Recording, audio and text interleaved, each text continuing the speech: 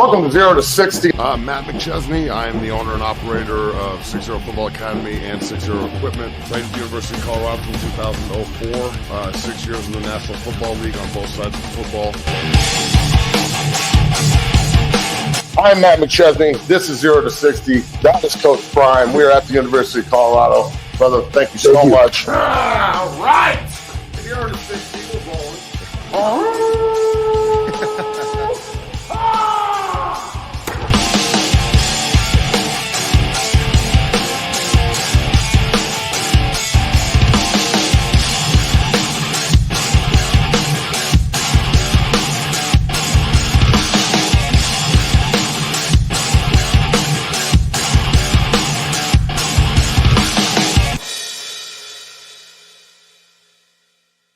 And welcome to 0 to 60. I'm your host, Matt McChesney, on a snowy Wednesday afternoon here in Denver. There's about a foot of snow outside, but that's how we roll here. So button up, let's pay some bills, and let's get this bitch rolling on November 6th. So, yeah, let's roll. And here we're done with Cherubundi, so just roll with Bet. Okay, all right, Bet. This is going to be a great show on this fine Wednesday. This show is brought to you by BetOnline. BetOnline is the world's most trusted betting platform, and your number one source for online betting. From the earliest odds to in-game live betting, BetOnline provides you with all the action, the ability to watch the games as they happen. With the largest selection of odds on everything from football, NBA, NHL to entertainment and political props, head on over there. Head on over to BetOnline to get in on the action on America's most trusted site for online wagering. BetOnline, the game starts here. Big Matt, it's Wednesday, November. Happy birthday. Come on, this motherfucker. Hey, fuck that guy. Matt, it's your birthday. It's Wednesday, November 6th. I just wanted to say happy birthday, man. I appreciate you. I'm sure the chat feels the same way. All of Buffalo country, we just appreciate you. Happy birthday, man. How are you feeling? I'm pretty good. I feel old, 43, creaky, but sexy. Feeling good. Yeah. For 43, I look pretty good. I'm not going to lie. Yeah, absolutely. Just big thanks to the parents, that kind of integral in this. So thanks to Dave and Lynn. And then just, it's cool, man. As you get older, your birthday doesn't really have the same kind of appeal. It's just kind of the countdown. You just kind of look at the clock and you're like, tick, tick, tick, tick, tick, tick, tick. But at the same time, it's cool. So enjoy the day and go out and, do some snow angels or something to practice and then come home. And then tomorrow will be the 7th and no one will give a shit. So let's go. It's going to be awesome. You got all the snow up there? I saw a tweet. Yeah. Well, we're getting hammered. It's like a foot of snow. Jeez. Yeah. Well, man, that's time of the year. You got that bye week. We got a nice bye week this week because we're seeded high. So we'll let everybody go beat each other up in the snow, and we'll stay warm and get ready for next week. Because next weekend it'll probably be like 85 degrees. Yeah, exactly. That's good. Yeah, that's crazy. The weather shift. But yeah, but super chats and subs are open. Stanley, if you're out there, it's my birthday. Shout out to Stanley Harris. Hey, chat, we appreciate you. We're here on this fine Wednesday. Got a lot to talk about today. But you know what? Let's get right into it, Big Matt. Colorado versus Texas Tech. Big time matchup. Let's go ahead and preview this. Just kind of discuss it and break it down. What does Colorado got to do to shut down Texas Tech down? Love it. Go ahead. Look, Tech is tough. They went to undefeated Iowa State and won. That's not an easy place to win. And I know that Iowa State almost dropped the game before, too, against UCF, so it was just catching up with them like we thought it would. Right. They're not great at anything, but they're good at almost everything. But rushing the passer, they're pretty terrible at that. But they create pressure and they create turnovers and they're good inside the 20s. I feel like a lot of their defensive problems are outside the 20s, like in the middle of the field. But once they get inside the 20, 25 in the red zone, they shore up pretty hard and make you kick field goals. They've had games where they've given up 44.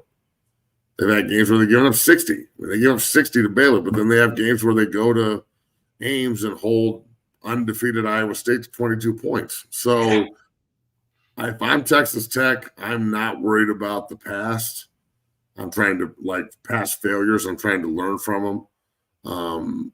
I know that the coaches, Coach Prime, and all the coaches, especially the head coach down at Texas Tech, are really, really tight. McGuire's his name, if I remember correctly. And sorry, go ahead. Keep going. No, you were saying? Yeah, I was going to say, speaking of Joe McGuire, I just wanted to show some of his comments kind of just on Facing Colorado, talking about he actually coached. He knows Shedeur so well and recruited him, and there's tons of mutual respect between coaches and men and players here in this game, and that's a good thing.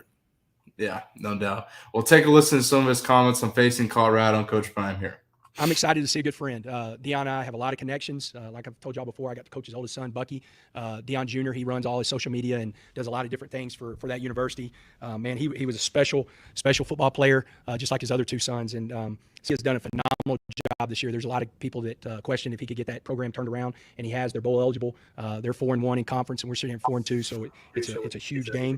I believe we're facing two of the best college football players in the country. One is probably the leader in Heisman right now, Travis Hunter. I mean, he's a generational player.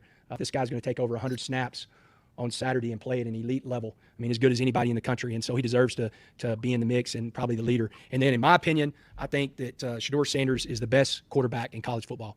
If I was an NFL GM and I had a pick where I needed a quarterback, he'd be the first quarterback taken in this year's draft. He should be, and so I have a lot of respect for him. I still remember both his sons. We're going to play on Saturday, running around. We both coached in the Under Armour game together multiple times, and Garrett and his sons running around throwing the ball whenever they were younger. It's really cool to see how they've grown up, and going back, I did have a note talking about Dion. The one thing that I was always so impressed with Dion is what kind of dad he is and what kind of dad he was. Me being a high school coach, I dealt with a lot of helicopter parents, and he is the farthest thing. Basically says the farthest thing from a helicopter parent. But yeah, Big Matt, what are your thoughts on Coach McGuire's comments? You can tell there's respect between coaches and men. And that's a good thing. I think that it's going to be a hard-fought football game. Texas Tech is going to take this seriously. It's just a matter of, can they stop the tide? You know what I'm saying? Can they stop the flow that's going on right now in Boulder offensively? I don't think they can, but they're going to play hard. I mean, I saw now where last week we were 4.5-point dogs. Now we're 3.5-point favorites. Yeah. So, that line moves 7 points in a week. That's pretty crazy. Look, dude, I think that – all right, I'm getting rid of this fucking guy. This guy's annoying the shit out of me. I think that if Colorado goes down to Lubbock and takes it seriously, they're playing a day game, which means they don't have to sit in the hotel all day and worry about, what's going on in the rest of the country. You can just go play. Mm-hmm. If they go down and they take things as seriously as they should, CU should win by 2 touchdowns. They're better. But the minute that you give this team an inch, they're going to take a mile, bro. If you let them hang around, you go down and you're sloppy with, it's been back-to-back games where we've seen sloppy center work out of Zelinkus, and even in the last game, he had a down by the north end zone. He had a snap that went into Shedeur's stomach he wasn't expecting, and they had to eat the play. So that's twice. That's 2 times in 2 weeks. So that can't happen. If you go out and you give these Texas Tech Red Raiders any excuse to hang around, they're going to do it. So it's a hang-around football team, and they're building something in Lubbock. They're unveiling new uniforms. The Patrick Mahomes Silvers are coming out this weekend for the first time. So they know what they're doing. They know who's coming to town. They know that the Super Bowl is coming to Lubbock this weekend. Every recruit that they want to impress will be there, because if they pull the upset and they win this game, they're storming the field and shit. So, CU's walking in ranked 20th in the playoff rankings, and literally the entire world in front of them, and Texas Tech can play spoiler. So, being in this position as a player and as a coach is advantageous because you have nothing to lose. Everybody's expecting Tech to lose. And as CU, you've got to go in and keep the road dominance going. They've been really good on the road, bro. So you got to make sure that continues. This is a business trip, and Coach Prime's treating it as such. If you listen to anything he said, all the stuff throughout the week, we weren't on yesterday, but there was stuff posted yesterday about them getting back to work. You talked, obviously, having Coach Lodehold on Monday. That's all he talked about was business trip and going down and taking care of the things that they can take care of. So, man, I think that this is an opportunity for CU to prove to all of us that they're as serious as we think they are.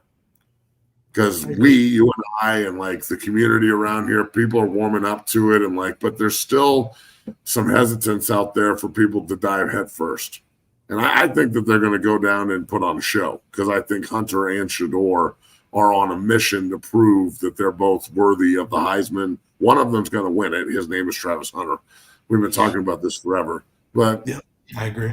I'm saying there's opportunity in front of CU. This is the perfect game with 3 winnable games with 3 teams that are going through turmoil right behind you. Utah is going through quarterback turmoil. They've lost their OC. They're in a rebuilding year, the first year in the Big 12. Everybody thought they'd be fantastic. They're not very good. They still want to make a bowl game, though. They've got BYU this week and CU next week. That's their 2 biggest rivals back to back. So they're gonna play hard and see if they can go swing an upset. But they're beatable. They're not a very good football team this year. Kansas has played hard. They lost by 2 to Kansas State, but then they get blown out by other teams. So they're having a down year, but they're far from bad. And Jaden Daniels is a G, and he can really play. That's on a neutral site in Arrowhead. They're going to be giving you your best swing, but I think that's a very winnable game. Oklahoma State's bad this year. They don't have a quarterback. Again, there's turmoil in Stillwater because they were supposed to win the conference, and they're at the bottom of it. So, when Ollie Gordon doesn't have anybody that can throw the ball in front of him, people can just stack the box on them and they can't do shit. So you figure if you can get through 6-3, 4-2 in conference, Texas Tech, that's also fighting for everything. They're not out of the conference race. With the way Kansas State and Iowa State just lost, say BYU loses and Iowa State loses again, and they beat CU, they're right in the thick of things to go to the Big 12 title game. So this is a massive game for them, but it is a monumental, historical game for CU. It's a big game in Lubbock. From Colorado's perspective, this is the biggest road game that I can remember, because not only because it's the next one, but because of the test. Lubbock is going to be, they're going to be slinging tortillas around that sumbitch. It is going to be loud. I played there before. We lost 26-21. There's a lot of distractions. God damn, Stanley. Woo! Stanley Harris. Happy birthday to me. Stanley, appreciate you. Fuck, we appreciate you, Stanley Harris, in the house. Stanley's the man. The rest of y'all need to pick your shit up. But Stanley's got 0 to 60 bucks brought to you by Stanley Harris.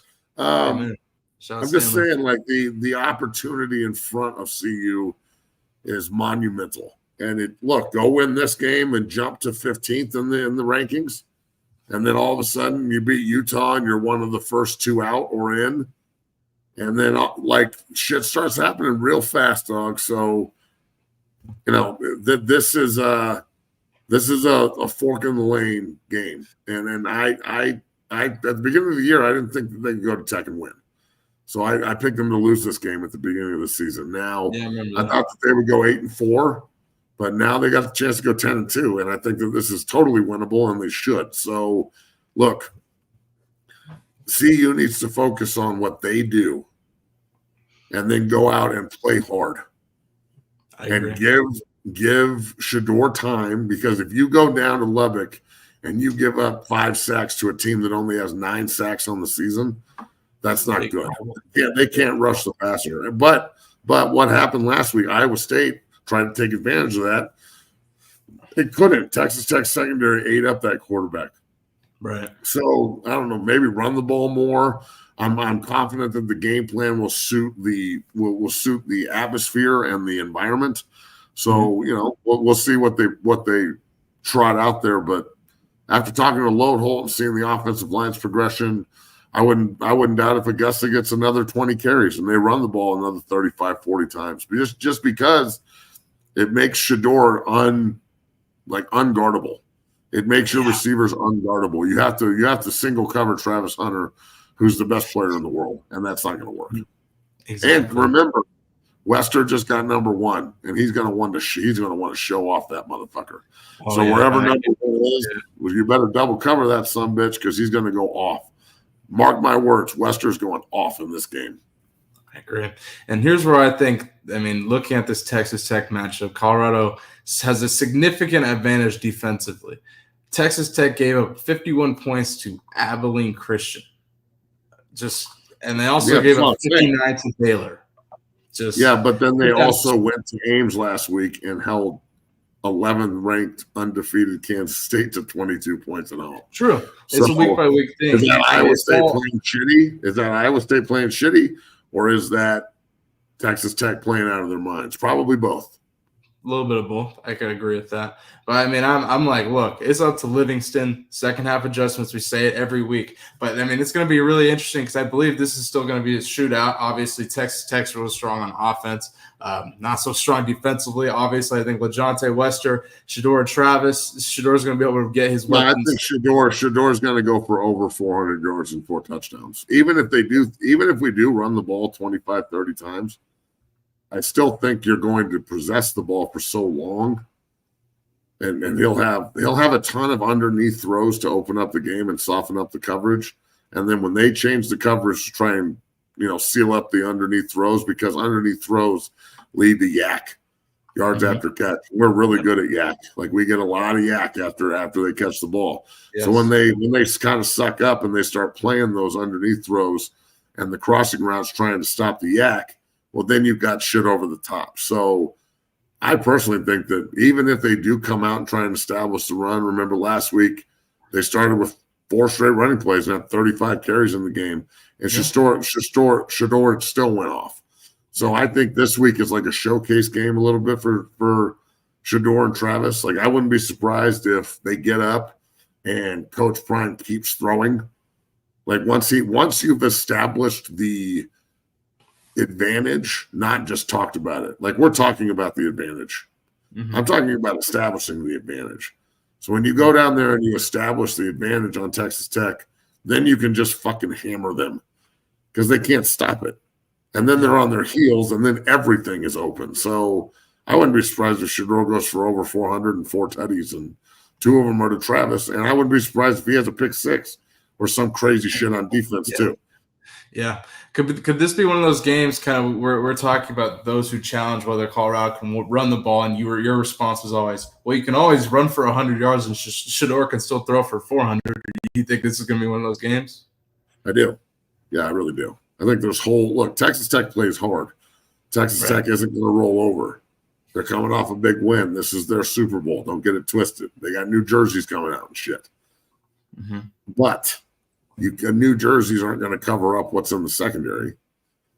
Like they're advantageous because maybe Iowa State played down, but what did Baylor play up when they beat them 62-30 or whatever? So there's holes, but to act like they haven't tried to fix those problems also. What happened a month ago? I don't give a shit. I think if we play Nebraska now, we beat them by 2 touchdowns. True. But a month and a half ago, they beat the fuck out of us in Lincoln. So yeah, it's you have to take everything we're looking at historically with a grain of salt here, and we just need to really focus on what happened last week. We'll put it like this: if we prepare for last week's Texas Tech team the way we should, if we prepare for them like King Kong and they come out like Curious George, then we will fuck them up. But if they come out like King Kong and we are expecting Curious George, we're going to get caught. That's all I'm saying. So let's not look at the past threats. I'm looking at what happened last week because that's the opportunity to really get your team laser focused and say, you better play your best. Look what they did to undefeated Iowa State last week on the road. Yeah, you better be ready when you go to Lubbock because this is the team you're getting, not the other team that the fans are looking at going, we're going to throw for 700 yards like it's a fucking video game. So look, it comes down to trusting your game plan, and then once you've established advantage, taking advantage of it big time. Yeah, no doubt. This is a huge test for Colorado. I mean, Lubbock's going to be crazy. It's like Shador said in the offseason, Colorado's everybody's Super Bowl. He got a lot of flack for that. And every week, what happens when they go on the road or any game? It's a Super Bowl. I mean, the other team takes it. I love being right. It's awesome. About that. Yeah, exactly. One thing I wanted to move on and talk about, these college football playoff rankings. Colorado's ranked 20th. Right behind K-State. And then there's another clip I wanted to show of Coach Prime talking about Colorado's just performance and practice and saying they're a playoff team. Take a listen here. What I'm seeing right now is a playoff team. What I'm seeing right now is hard work, is dedication, determination. What I'm seeing right now is probably about 2 guys on each side of the ball that's not going all out. And y'all need to check it. It's 9 that's got it. It's 9 that's going to get it. It's 9 that's preparing to win. Let's check that too. Great job thus far. Let's see if we can top that in the second half of practice, all right? Break it down on 6-6. Matt, your thoughts? Leader, bro. It's manifestation. It's talking it into existence. Mm-hmm. You know, like in 01 when we were chasing the Big 12 title. Shit, in 02 and 04 when we lost in the Big 12 title games. Coach Barnett would always be manifesting this shit. You will win this weekend. You're going to beat the shit out of these people. Like, it's like the Lou Holtz thing. It's like Monday and Tuesday, there's no way we could win. Doesn't matter how good we practiced. Wednesday, Thursday, there's no way we could lose. And Friday, we already won. And Saturday, we just played. Mm-hmm. So, you know, like it's the constant buildup. It's the constant, constructive criticism as a coach and making sure everybody, there's 9 guys hustling. There's 2 guys loafing. If you guys can't tell the 2 that are loafing, then I guess all of you are loafing. Figure out the 2 that are loafing and get to fucking work.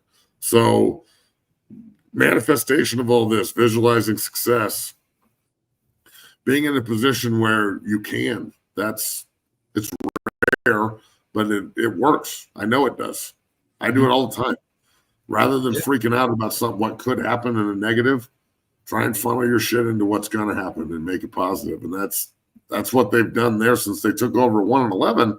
That's for goddamn sure.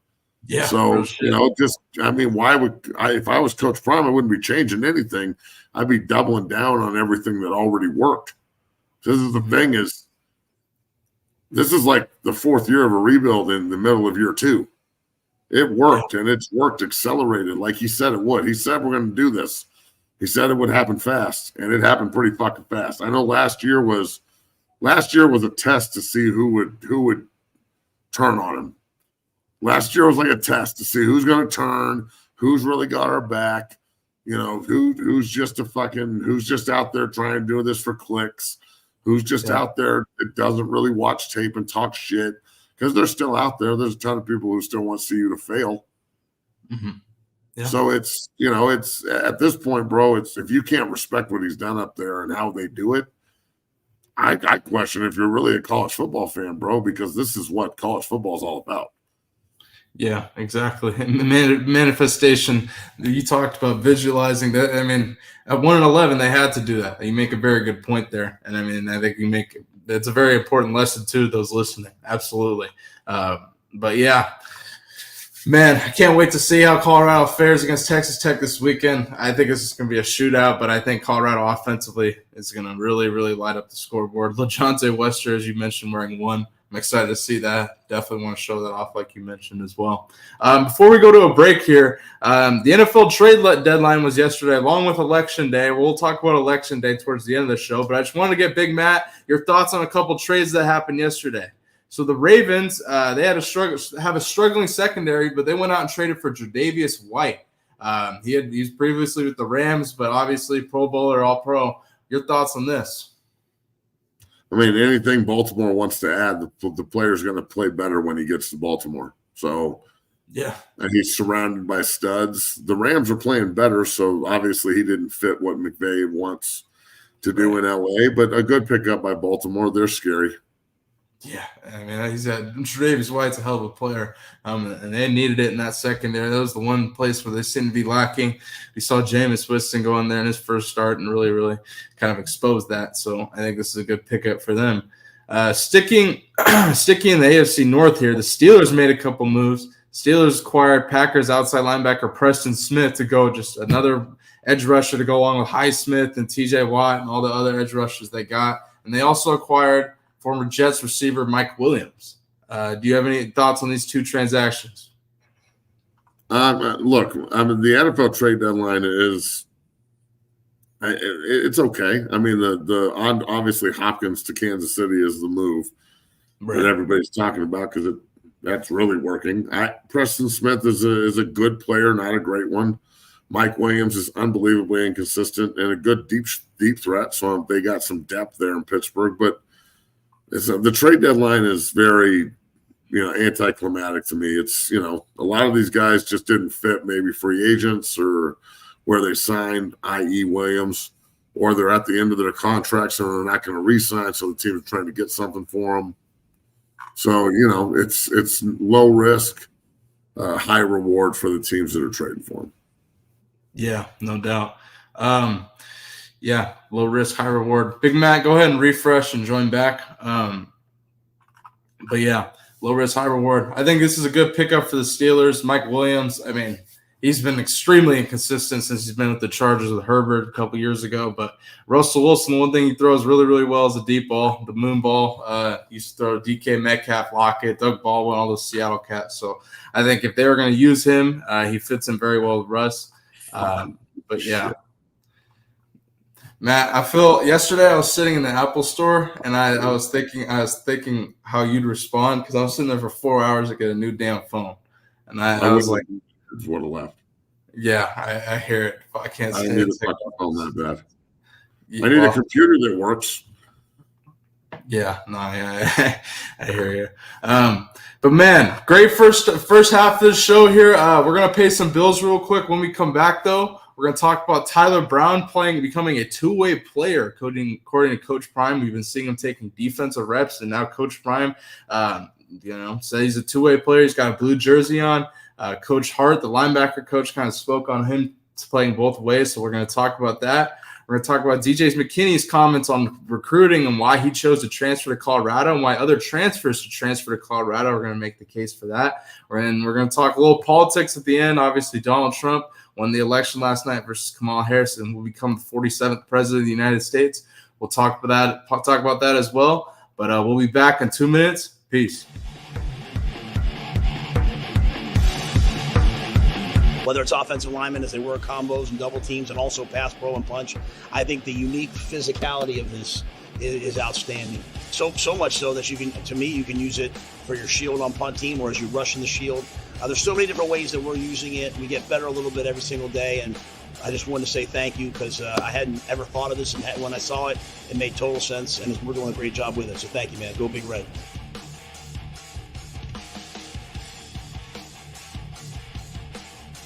What this has done for us is it's allowed us to, because of the surface area, because of its firm nature, I can still strike against another player and have to use that punch just like you do on a sled. At the same time, have to time my punch because it could move. I can teach defensive linemen how to handle double teams because they can feel pressure. We can simulate contact in a safe environment in non-contact times because of this unique bag. Welcome down here to the Lab 60 Football Academy, 60 Strength and Fitness. I am your owner and operator, Matt McChesney. I just wanted to let everybody know that 60 is now on Cameo. You can go on Cameo and request any tips for training, any offensive line, defensive line tips, recruiting tips. I get so many inquiries in my inbox on a daily basis about tips and can you look at my film and can you do this? Can you break down something for me? I'd love to. All right? It's like the Joker said, my man, right here. If you're good at something, never do it for free. So Cameo is now your bridge to 60 Football Academy. Go in, request what you want, tips, suggestions, recruiting, film, and we will make sure that you get the absolute best from the best. So check out 60 on Cameo at 60 Academy. Cameo, 60 Academy. Cameo, 60 Academy.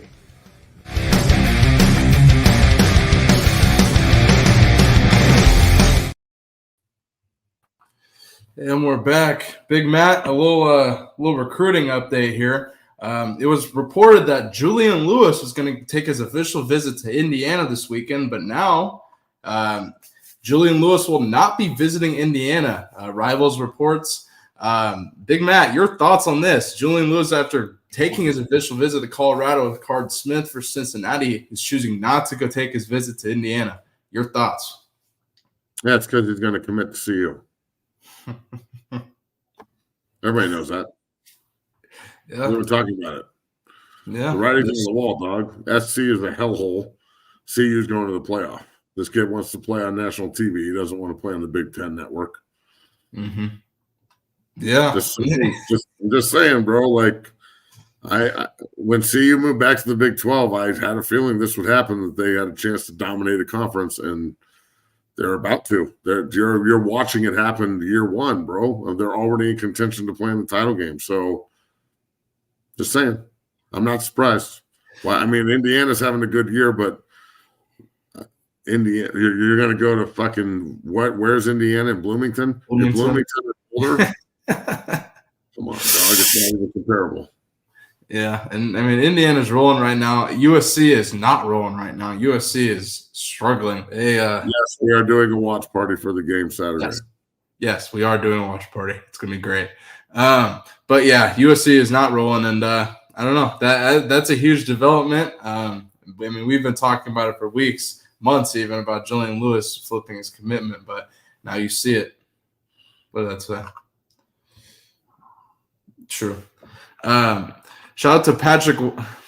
That this is true. Absolutely, he's safe. Colorado football. Fuck yeah. Yeah.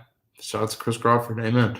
Shout out to Patrick Williams. He says, shout out for the $10 donation. He says, I think he's talking about Paul Feinbaum, said, if Coach Prime goes to the playoff, it will be the greatest story in college football history. Do you think that's true? I mean, it's up there. I mean, I don't know if it's the greatest story in college football history. College football's got a lot of history. Right. There's been a lot of teams that have been bad that then the next year have been awesome. Not under this circumstance, of course, but I can't disagree with that, but I don't know if I agree with it. I'll just say yes, because there's so many other stories out there that are special, but this one is right up there, bro. This is why college football is so cool. I mean, it's, take a chance on Coach Prime, and he brings in his guys, and a year and a half in, they're ranked in the middle of the season and fighting for a conference championship and a chance to go to the playoff. Yeah, that's pretty cool. I'd say it's working now. It needs to work. So just go make it work over the next month, because this is not the goal, everyone. I just want you to know, like, being ranked 20th in the playoff is just all it is just bait in the water to me. It's blood in the water to a shark, dog. Like, I just want more. Now I just want them to go on a run and be ranked in the top 12. And even if they don't win the Big 12, get in on name recognition and brand and all that shit, and be the only 3-loss team in the playoff. And even if they're the 11th seed and they have to go play whoever the fuck they have to go play on the road, who gives a shit? Like, you're a playoff game. That's big time. So, yeah, no doubt. Yeah, it's pretty cool. And going back to Juju, Rivals is reporting that, according to Adam Gorney of Rivals, it says, despite previous reports, Adam Gorney has confirmed that 5-star quarterback Julian Lewis will not be visiting Indiana this weekend for its game against Michigan. And let me ask you, Matt, you believe Juju's going to flip, obviously. What is the kind of a timetable on that? Do you think if USC loses, I mean, you don't care? An agent, whenever he wants. Yeah, that's a fair point. I have no clue. You're set that there's no way he stays going to USC. There's no way. He's committed to USC. Of course, there's a chance he stays there. I'm saying that I think he's going to flip. I don't do percentages and shit. Like, I think he's going to flip. I don't know when it's going to happen, but I think it will happen. And if it doesn't, then he can go to USC and have fun playing Rutgers. Great answer. I love it. Great answer. Well, there's an update on Juju Lewis. We'll see how that plays out. He will not be visiting Indiana this weekend. let's move forward here. So this is a topic that's blown up over above social media the last week or so. Tyler Brown. Tyler Brown was seen taking reps at D tackle. This is just some one-on-one reps and stuff, but there's more to the story as we continue here, because Coach Prime actually gave Tyler Brown a blue jersey and had this to say about him becoming a two-way player. Take a listen here. Break it down on Rock. We got another two-way player. Let's go, Rock. Hey, Jersey. Let's stack another day. 30 on 3. Matt, just your thoughts on Tyler Brown playing defensive line, and then we got another video to show about this. I'm with it. I mean, I did this in the NFL, so if he can do it, now pass rushing is one thing. I can get it. Yeah, nice. That's a nice little push-pull move there by an offensive lineman playing defensive line. It's can you play the run? You know, he'll rotate in and out. They need another big body inside. You know, they got it. So if he can do this, I'm with it. Like, fuck, man. I think that guys, if you have the ability to play both ways, obviously Coach Prime's looking for that. Yeah. So as a guy who played both ways and takes a lot of pride in that, and it's the reason I'm such a good coach, I love this. Just the fact that they're willing to do it. Yeah. You know, like, and it puts a ton of pressure on Brown, too, to go out and ball the fuck out of defense when he gets his chance. You don't want to go out there and get your ass beat if you're getting this chance. So I'm with it, dog. I think it's a fucking great idea, and why not do it? I mean, shit, dude. When I got moved to offensive line in the NFL after playing defense as long as I did, I would walk up on offense and I would look at the defense. I'd be like, oh, I know exactly what the fuck these guys are doing. You know what I'm saying? When I would go play defense against the offensive line, I knew exactly what the fuck they were doing. It was like stealing. So if he's athletic enough to do this, then he could go out and make some plays, bro, and wouldn't that be pretty cool? Yeah, no doubt. I mean, and he's certainly strong enough to hold his own in the defense line. We showed a video how long ago, Matt, of him. He had like 600 pounds on his back going to depth. I mean, he's definitely strong for that. I want to show Coach Hart, the Colorado linebacker coach's comments on Tyler Brown playing some defense. Take a listen here. Tell you what, the guy is strong. He is strong. He's one of the strongest guys we've had. So to have him in there plugging gaps and can't be moved, we love that as linebackers. That helps us out a lot. So, he always goes about his work in a professional way, and I think it gets back into that tribe mentality that I talked about with the coaches. It's with the players too. No job is too big or too small, And how he's doing in practice, I love to keep him over there. I don't know if we can or not, but I'd sure fight for it. Now, I'm going to just say that the trench is the trench. And there's there's difference. There's differences between guard and three technique, nose tackle, center, and guard, but it ain't big. It just isn't. I'm sorry. It's just not. So as a guy who did this professionally and has his full vest and pension from playing both ways in the National Football League, it's not as much of a physical difference as you think it is, especially playing the run. If he's playing a nose tackle and he's taking an ace block rather than delivering an ace block, he should be pretty good at that because he knows how to do an ace block. Yeah. So it's a little bit difference in key read and hand placement. And after that, it's about being a mean, surly fucking prick at the point of attack and being that 600-pound squat. I know a ton of guys who can squat 600 pounds that I played with, but they play like they squat 200 pounds. Right. So can you take the 600-pound squat and turn it into a 1,200-pound squat on the field with your effort and intensity and leverage? That's really the difference. So, again, bro, offensive and defensive line play is extremely similar the more you look at it. I know that to the novice that's going to sound crazy, but, to the professional, it's apparent, and that's how you can – if you're a good offensive lineman – you're probably a pretty athletic dude that played some defense. I know a lot of really good defensive linemen that switched. And if you're a good defensive lineman and you get moved to offense, you're probably going to be a pretty athletic dude that can go out there and do what they're asking you to do. So I'm interested to see how it goes. But this whole, it's too late in the year. What? Why is it too late in the year? Is it too late in the year to get new plays and too late in the year to change things up and too late in the year to no, that doesn't mean too late in the year. What? I don't know. It We're not doesn't make changing sense. props and shit. What the fuck are you talking about? Yeah, he can learn pretty quick. He'll catch on. Like, I don't agree with that at all. And, It's fucking nose tackle. It's 95% fucking physical. yeah. Here, nose tackle. A gap. High five. Do your fucking job. Not rocket science. I don't know if it's too late in the year to teach that, but fuck. Yeah, well said, Big Matt. But yeah, I'm looking forward to seeing that especially a two-way player on the offense and defense line. I'm really excited to see how that plays out. Yeah, Tyler Brown definitely got the strength for it. We'll see if he can translate to the field, as you mentioned. When they asked me if I wanted a job or I wanted to play offense, and I haven't played offense since high school, and the next day I was playing offense, I didn't need to take a year off to go like mentally get prepared to change positions. I just went and changed positions and went to practice and fucking started developing. Right. Yeah. So that again, like this is very typical of today's society. You need time to think about it, and we've got to really evaluate all of our options. And all of our feelings have to be in sync in order to go move forward with a new opportunity. And what if it doesn't work out? What if it does? What if it doesn't? What if it does? Shut the fuck up and just go do it. Yeah. Sorry. No, well said, Big Matt.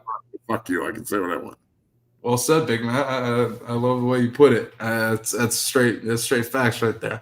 But yeah, we'll see if we see that this weekend or in the future. Tyler Brown lining up on defense. But yeah, if he goes in and fucking makes like a TFL on third down or something, the fucking roof is going to blow off the stadium. Yeah, I mean, we'll be live watching it this weekend. I mean, it's going to be crazy. Yes, fucking Concrete Charlie's walking all over Colorado football and just This is fucking awesome. If they start doing that, well, put it like this, okay? I'm just going to say this out loud. If they start the two-way offensive and defensive line thing and they don't try and come hire me, I'm going to lose my fucking mind. Because that's what I do for a fucking living. Yeah, like, this is what we do. We have professional offensive linemen or defensive linemen that walk in and go, Ben Garland, how you doing? Can you teach me how to play offensive line? Yeah, Ben, here's a 12-year career. Like this is what we do. So what the fuck, dog? So hey, let's keep it going. Just saying that. Yeah, exactly. Something to think about, CU. Last thing I want to talk about before we talk a little politics and get out of here. DJ McKinney, Colorado corner, is talking about transferring to Colorado because he transferred from Oklahoma State. And he's talking about transferring to Colorado and why other transfers should, seriously think about coming over to Colorado. Take a listen here. You want a coaching staff that's going to be honest with you. If you want to be around players that are as hungry as you, like if you really want to go to the next level, if you want to be around that style of play, NFL guys who've done it, seen it and done it and know what to look for and will help you develop, I feel like this is the destination. This is the best place you want to be. So I feel like this has been the best decision of my life of where I want to go, which is the league.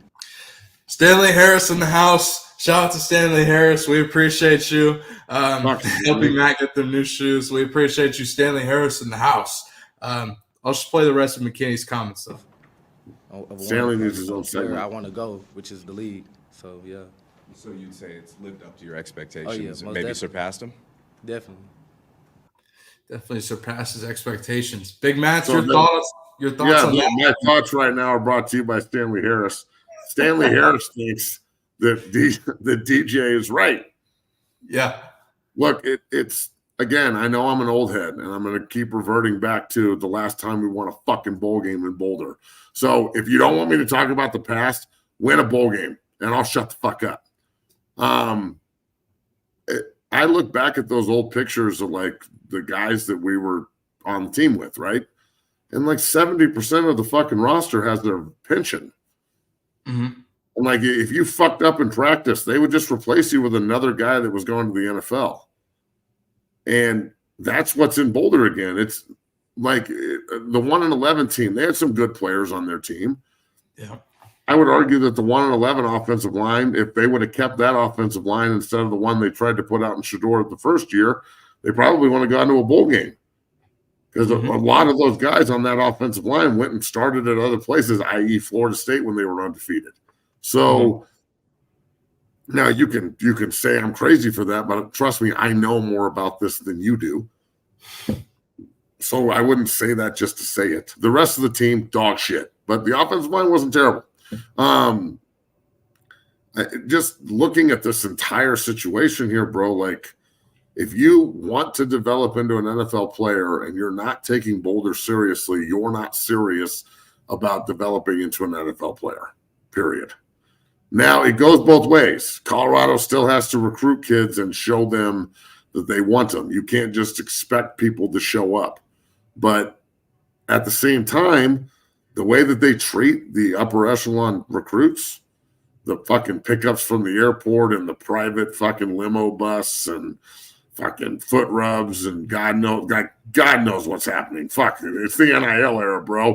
Fucking let's go. Let's recruit motherfuckers. You know what I'm saying? Like, shit. So you let your mind run wild.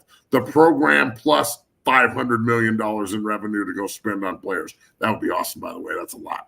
I think that the way that they treat them, the family atmosphere, the development, the way that the kids know when they walk in, they see it happening. Jordan Seaton's developing. Travis Hunter's and Shador going for the Heisman. Jimmy Horn's a pro. Wester's a pro. Shepard's a pro. McKinney's a pro. Hodge is a pro. You know, the Brick Shithouse is a pro. Sammy Sachs is a pro. Arden Walker's a pro. They just got fucking pro players everywhere. I didn't even talk about the law firm. I haven't even talked about the other offensive linemen. Like, fuck, dog. They got backs. They got depth. The potato is kicking the shit out of the ball. Like, they got it. They got it. All these bases are covered. So at the beginning of the year, when I went to a couple of games, I would talk to people that are in the know, like have kids on the team or whatever, and they'd be like, "Oh, Prime's leaving, and no one can support." Blah blah blah. And I'm like, "Huh, okay." And now everyone's like, "Oh my God, he's staying to this. We're gonna win a national title." So it goes. There's so much emotion wrapped up in this, and very few people actually look at it as the business that it is and what they're building. So this is how you build greatness: is you start with a core group of players who help you win, and that core group of players helps you get the next core, and they just keep feeding. The cycle keep feeding itself. So, yeah, he's right. If you want to come to Boulder and you're trying to fucking develop into an NFL player, this is the place, dog. These are the guys. And keep in mind, year 3 is going to be probably won't be as prolific on the field because you're losing so many great players. Right. But the recruiting class they're bringing in and the development and the growth that you'll see, it's not like they're going to fall off. Yeah. Coach Prime isn't in the business of rebuilding. He's in the business of reloading. So, you know, that's why he makes pushes like this. If you don't think he can get Juju and these other 5 stars, well, how did he get Seton then? Yeah. Everybody thought that he would get Seton, and then bam, got him. And he started Travis Hunter falling. That's what I'm saying. Yeah, like it's almost like people forget that he bagged Hunter the way he did, just because they're so close. Like he stole Travis Hunter from Florida State, bro. Yeah. So you know it's it's interesting. I don't know. We'll see what happens. Yeah, exactly. But yeah, shout out to McKinney. That's all the transfers. Take CU seriously if you're going to transfer. Last thing before we get out of here, Matt, Donald Trump won the election last night. I want to get your thoughts from that. Go ahead. I voted for Trump, so I'm glad he won. Likewise. Now he needs to go do what he said he was going to do. Yep. Agree.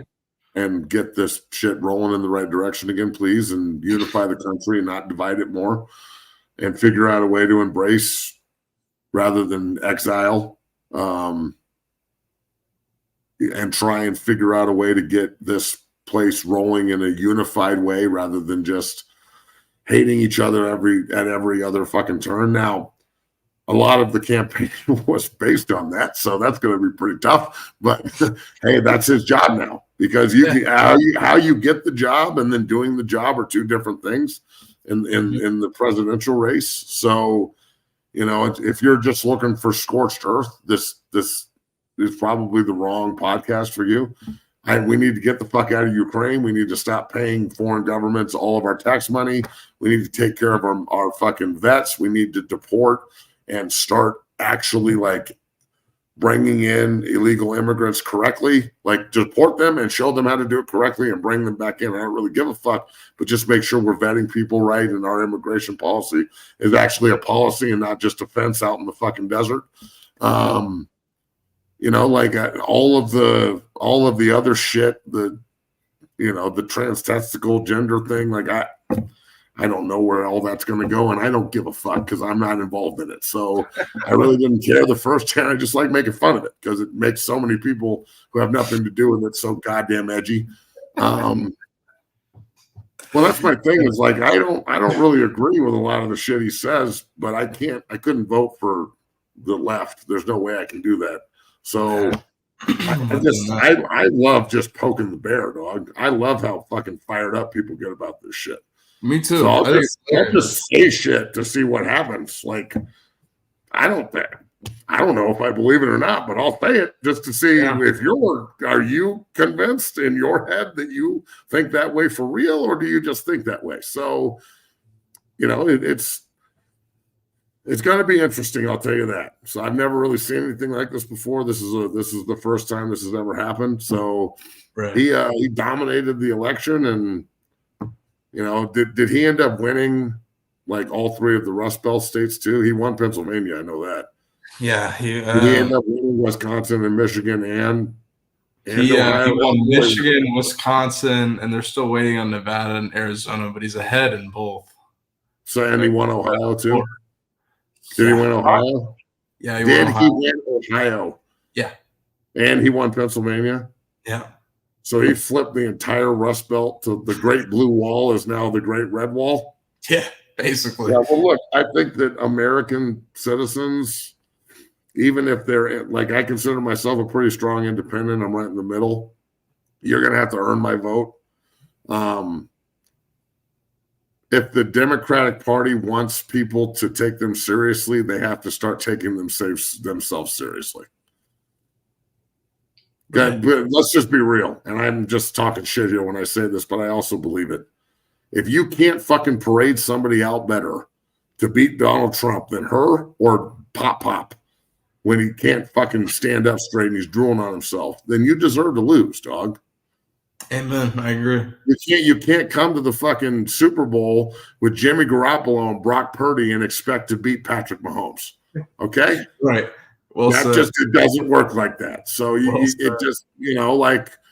that's just not the way it works. Trying to give you guys a little bit of frame of reference here. Now, do I think that the Trump supporters are on a roll right now? Yeah, and they should be. That this is monumental, and they're going to talk their shit, and they should. But again, our community is different, and it's very diverse.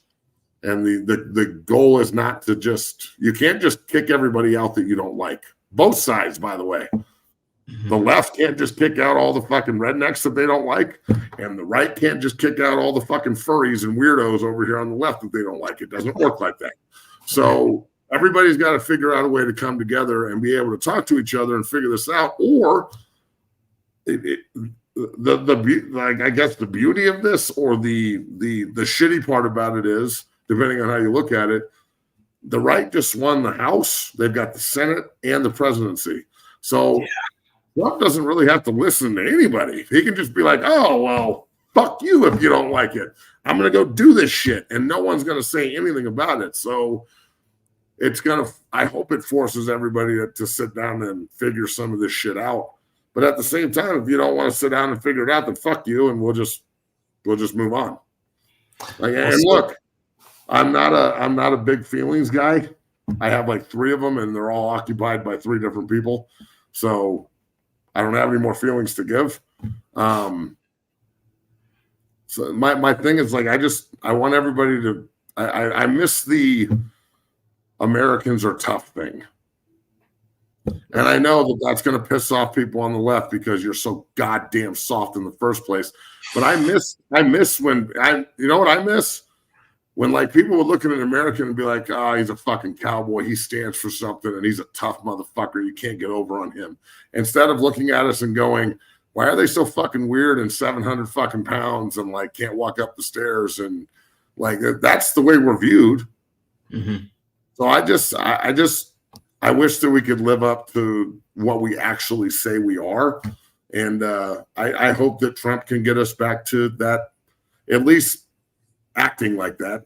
I mean, fuck, man, if you fake it until you make it, I guess it worked for him. So fuck. How did he do that? How did he do this shit? How did he do this? I mean, you're like fucking 12 years old, so I'd love to get your perspective on this. Is this the first time you voted? Is this the first time you voted in your entire life? You fucking baby ass kid. No, two. But twice. Fuck. Who'd you vote for? Twice for Trump. So just think about this. Twice for Trump. I like it. So just think about this. He goes on Joe Rogan. He has Elon Musk. Elon Musk buys Twitter. Just think about the influence that has. That's my personal thing. He also went on a podcast with the Nelk Boys. He went on Bustin' with the Boys. Just think about all the big time platforms he went on. Kamala Harris goes on some podcast of some TikTok girl who's just, I mean, I'm not going to say what, like, why would I tell these guys they're soft because they voted for Kamala? That's not what I'm talking about. But apparently we found out that you're pretty sensitive. Yeah, just, I mean, in my opinion, I think Trump really won over people my age and younger who can vote. I mean, because I'm only 22. But, yeah, I think that's kind of how he really won it. I think a lot of young people are waking up to, like, we don't want men playing in women's sports. We don't want certain shit like that. I think that's kind of what. My thing is now, here's a question. Here's a question. If the left would have won, they would have expected the right to work with them and, like, try and figure this out, right? Yeah, because that's the only way this is going to work, bro. Otherwise, it's just going to be 4 more years of. Well, yeah, and then you also got our current president. Anyone supports Trump's garbage. So I'm not saying that. Just listen to what I'm fucking saying. If they would have won, the left would have won. They would have sat up there and been like, now is the time to come together and be bipartisan and work together and try and figure this shit out. Guaranteed. Okay? So now, my question back. Do y'all want to work with the right? Or is this just let's build walls instead of bridges? Well, I think if I say that the left is soft and you get super mad at me because you're on the left and you're soft, I didn't say your name. Obviously, that sparked something in you.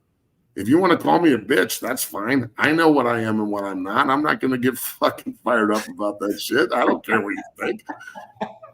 So again, it's come down to now that the election's over and everybody's an American again today instead of just a Republican or a Democrat, because that's what unites us.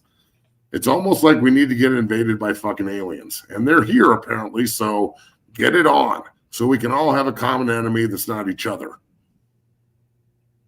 That's all I'm saying. That's all I'm saying. So again, this is far from the end of it. This is just another part of it because it's going to spark back up in 3 years from now, and the left will parade out some fucking candidate that will try and push Donald, and Donald will win again probably. Shit, he might be president for life. I don't know if we want that either. Just saying. So I don't know, man. What happens? JD Vance seems pretty intelligent, kind of, as his VP, and I think the Democrats are going to push the hell out of Gavin Newsom, the California governor. That's personal. I think if it's the next election, and I don't like that. I think that's the worst. I've been to California, bro. That place is fucking bombed out and depleted. No fucking way. Nope. JB will tell you. I mean, Newsom's the devil. So JB will tell you. Now, we need to talk about this because this is you can only do 2 terms. You can only do 2 terms in a row. Yeah. You only did 1 term. So remember, FDR did almost 4 terms because they wanted to keep him in office because they didn't want to re-up the deck in the middle of World War II. So anything can get done. Let's just remember that. This is government and compromise, kind of. So yeah. But yeah, Donald Trump dominates Kamala Harris in the U.S. election. Yeah, I'm happy to see it. Hopefully, help turn around this country. And you know what? If he only stays for 4 more years and then and we have to redo this again in 4 years and pick new people, what's wrong with that? Maybe he comes in and with no agenda and not owing anybody anything and like not having to fucking make sure he fleeces the right people to get reelected in the next 4 years. Because all politics are scumbags, bro. I mean, acting like Trump isn't a scumbag is fucking ridiculous. Come on, let's be real. He's just our kind of scumbag, apparently, that we're voting for him. So, and they only have 2 choices. So what the fuck? So it's to act like that he can't get shit done when has nobody to like appease to. That might also be wrong. He might go in and just start slashing fucking prices, dog, for real. So if he gets some shit done, I'm going to be pretty excited about it because usually, when's the last time anybody like did anything? Like, here's a good one. When's the last time any of these fucking politicians did, including Donald, anything? When's the last time like shit really changed and there's like some groundbreaking policy that fucking changed the lives of so many Americans? There's little things, there's healthcare stuff, but we're still fighting about the same shit that we were fighting about in the 90s. True. It's abortion and fucking who can marry who. And if you want to chop your shit off, you can in this state, but you can't in that state. And it, like fucking, freedom of speech and it's turned into freedom of like what you can put on social media and what you can't. And I mean, what have they done? Like, I was pretty pumped when Obama came out and said, we fucking found Osama and put a bullet in him. That was pretty cool. I remember that day. Mm-hmm. Well, other than that, it's just like it's a bunch of assholes on repeat. So if they can change shit up in the next 4 years, then cool. And if they can't, then I guess we'll be having the same stupid fucking conversation in the air conditioning in 4 years from now. So again, like, I don't know what's going to happen, dog. I'm not a political theorist or shit. I just voted. And this is what I voted for. And if it works, then cool. And if it doesn't, then I'll probably vote differently in the future. I don't fucking know. I can't predict the future, dog. God damn. Yeah, you mean both, brother. But yeah. And Donald Trump wins. Do you think now you can wear like a MAGA hat and not get shit for it? Or I live in Tennessee, Matt, so we don't really have that problem out here very much. I don't know. You don't have that problem. But like, yeah, I mean, no. Like there's people in NFL games. Did you see that? The Bills game wearing the shirt and he can't wear it in the first row. Like, you can arrest me, motherfucker. This is freedom of speech. I can say whatever, wear whatever I want. Yeah, and the stadium worker was dead wrong. There's no policy on that shit. It's not the stadium worker. There's always somebody in his ear saying, you need to go do this. He's just doing his job. Right. Yeah, unbelievable. We saw that multiple times this season. You saw that in San Fran with some, like, they wouldn't let these women in because they had Trump hats or whatever. Well, it's like when Bosa went on with the MAGA hat, and people like Bosa's this and Bosa's that. Ryan Clark maybe he just, of course. Yeah, of course Ryan Clark's fucking offended. That guy gets offended about literally everything. Literally everything. He's one of the most hardcore, hard-hitting, attitude-filled safeties I've ever seen. He's like Jekyll and Hyde, dog. He used to fucking murder people on the field and talk tons of shit, and now everything offends that guy. Everything. Yeah, literally. Yeah. I'm like, he's really coming at Bosa. I wonder what he has to say now. I think he's probably even more pissed off. But yeah, exactly, Big Matt. I'm sure people are angry. It's okay. Learn how to deal with your L other than throwing a temper tantrum. Well said, Big Matt. What the fuck? If like we don't want the fucking right to revolt if they lose. The worst thing we have to worry about with the left losing is just a big cry fest. So take your L, mop up your ears, and let's go. November 7th is right around the corner. Let's try and figure it out. Yeah, and you got Antifa taking over Capitol Hill in Seattle. Please shut that down. But nice. Fun stuff going on in the. What are they going to fucking use as ammo? Harsh language. When I tell you this, it said proactive policing. Whatever. What does that mean? What does proactive policing mean? So is that like, please don't come over here, thank you, sir, while he walks up with a billy club and cracks your fucking skull open? I don't know what the fuck proactive policing is, but all I know 5 people were arrested. I just heard that and I told JB and I was like, what the hell is proactive policing? I just know if they arrested a bunch of people. Dog, check it out. Look, you're going to storm the Capitol.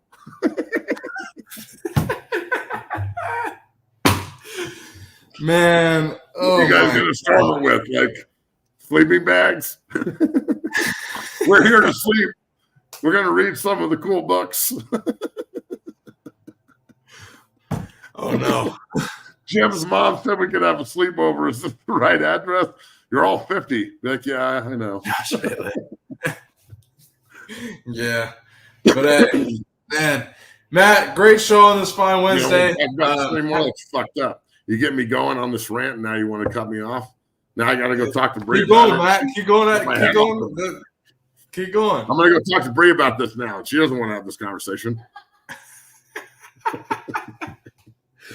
Oh, my God. Get me rolling at this at the end of the show. See? Now I got to go talk politics with Bree. Fuck! Thanks, Bailey. This is fucked up. Big Matt, I'm sorry.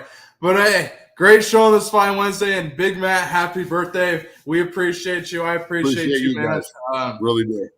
And we'll be back tomorrow and Friday with some great shows headed into the weekend. We'll have a live watch party for Colorado versus Texas Tech.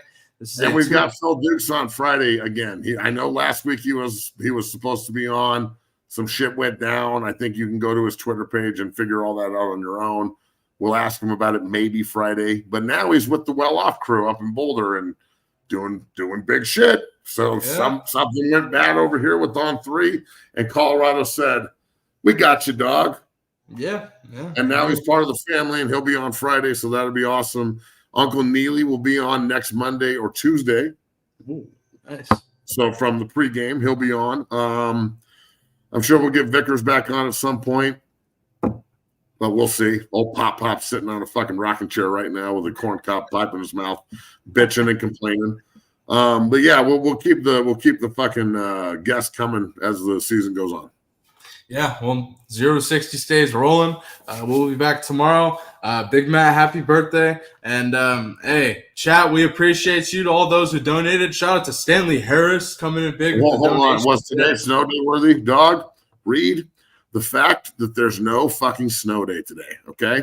The fact that there's no snow day in Colorado with 18 inches of snow outside, and I have to go outside now and, like, go fucking drive around in it, pick up my kids, and deal with all these Subarus driving ass backwards and all these people that can't fucking handle the snow but live in Colorado, moved here from fucking California and Florida and shit and can't drive in the snow. And fucking Tennessee, like dickhead over here. You know, they all move here and they're like, I got a fucking 4-wheel drive truck, but it's 2-wheel drive. Why do people have 2-wheel drive trucks? The fuck is wrong with y'all? I'm just saying, yes, Reed, the fact that there's no snow day today is damn near fucking communism. I don't even know why it would be communism. It's just the worst thing I could think of. It's like a fascist snow policy where they're just making people deal with it. Yeah. It's bullshit, dog. But hey, it's okay. If we were playing football in it, that would be fun as fuck. But driving in it to go get my kids, that's out of line. Yeah, that's annoying as fuck. Back in the day, I had to fucking walk like 15 miles through the snow just like this to get to school and back. So just remember that. I know that in your fucking time period, Bailey, that, you know, being 20 fucking 2 and born in 2002, you were born in 2002? Yep. What? I was. I was in college in 2002. I don't like this. This is weird. I feel like I'm but yes, I was born. The Epstein hour on fucking 0 to 60, okay? Epstein, God. Matt, you hilarious, bro. Great show on this fine Wednesday. Yes, I was born in 2002, October 11th, but besides the point. But hey, great show. We'll be back tomorrow. And then Philip Duke's Friday, Uncle Nilly next week as well. That's going to be, I can't wait for these shows. And a watch party Saturday. Always fun with you guys. To all 700 people in here, make sure you hit that like button, subscribe, and become a member of the Dungeon family here at 0 to 60 for only $2.99. Best $2.99 you ever spent. Matt, any closing words before we get out of here? Yeah, the only time we didn't do watch parties, we lost. So we're going to keep this party going. Yeah. I'm either at the game and we're winning, or we do a watch party and we win. But we didn't do one for K-State because it was at 9:00 at night and something happened. Yeah, and everyone was sick. And then we were at Nebraska. So I guess that doesn't work because we were there. Fuck. All right, never mind. Saturday's still going to kick ass, though. Oh, it's still going to be a great watch party. Every watch party we have, they win. So it's going to be cool. But, yeah, we'll be back tomorrow. Great show today. Happy birthday, Big Matt. We appreciate you. All those watching, we appreciate you. We'll be back tomorrow. Peace. Have yourself a great